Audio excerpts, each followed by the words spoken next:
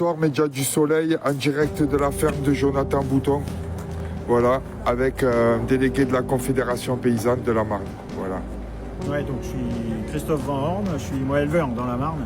Je suis porte-parole de la Confédération paysanne et du coup je suis venu sur la ferme de Jonathan. On fait un marché tous les vendredis, mais bon, c'est aussi l'occasion de dire que notre collègue hier, on était ensemble sur une manif à Paris, une mobilisation contre encore une fois ce qui se passe sur le Mercosur, encore une fois le libre-échange.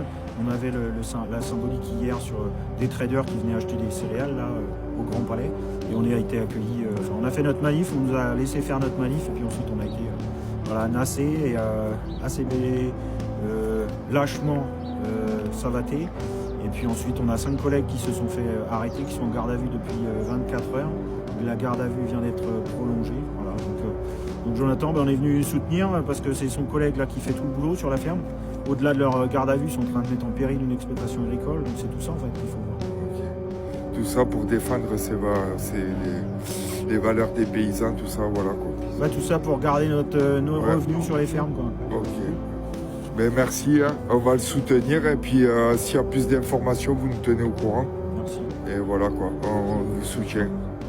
Merci. Voilà. Bonjour, Média du Soleil, La Vérité 127, avec Corentin, associé à Jonathan Bouton, à la ferme Valette, à Val-de-Vesse.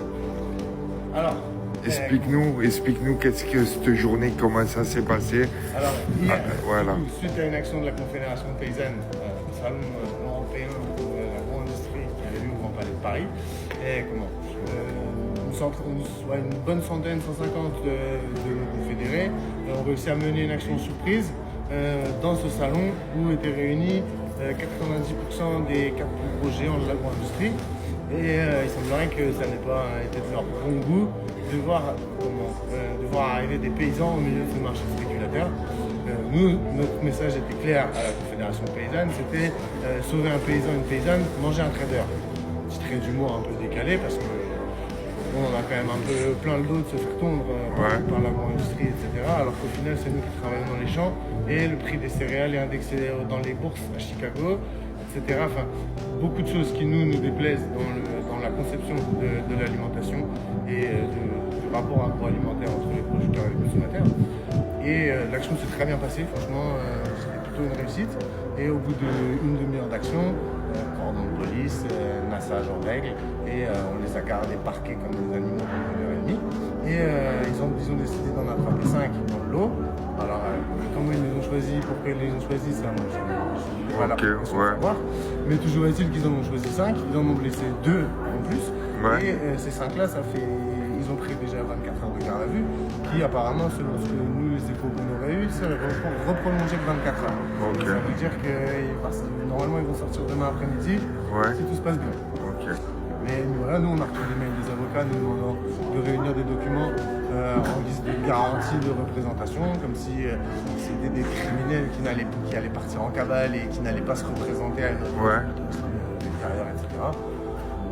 Surtout que vous avez une ferme, vous êtes associés tous les deux. Explique-nous votre quotidien. Nous, on est associés tous les deux, on passe 12 heures par jour ensemble, on se connaît très bien.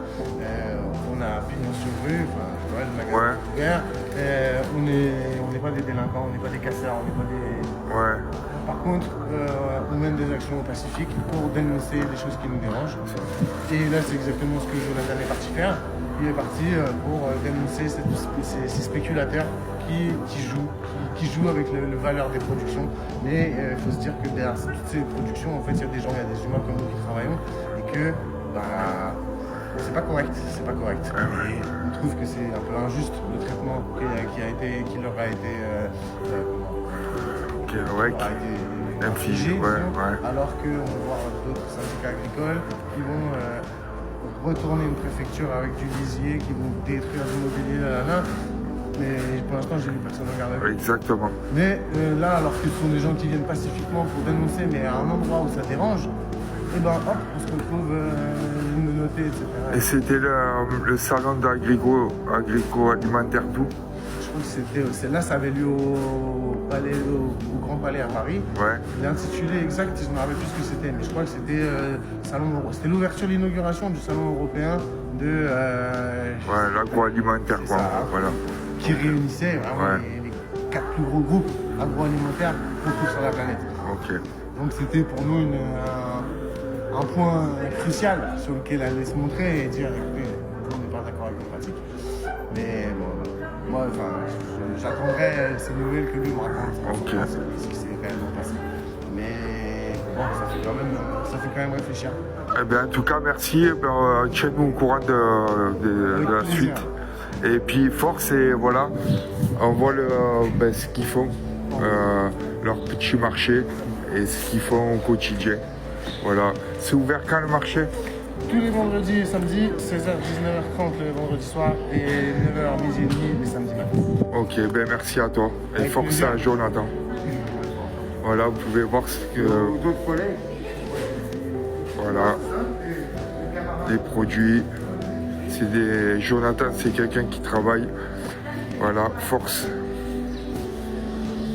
C'était le média du soleil, la vérité sans pincettes.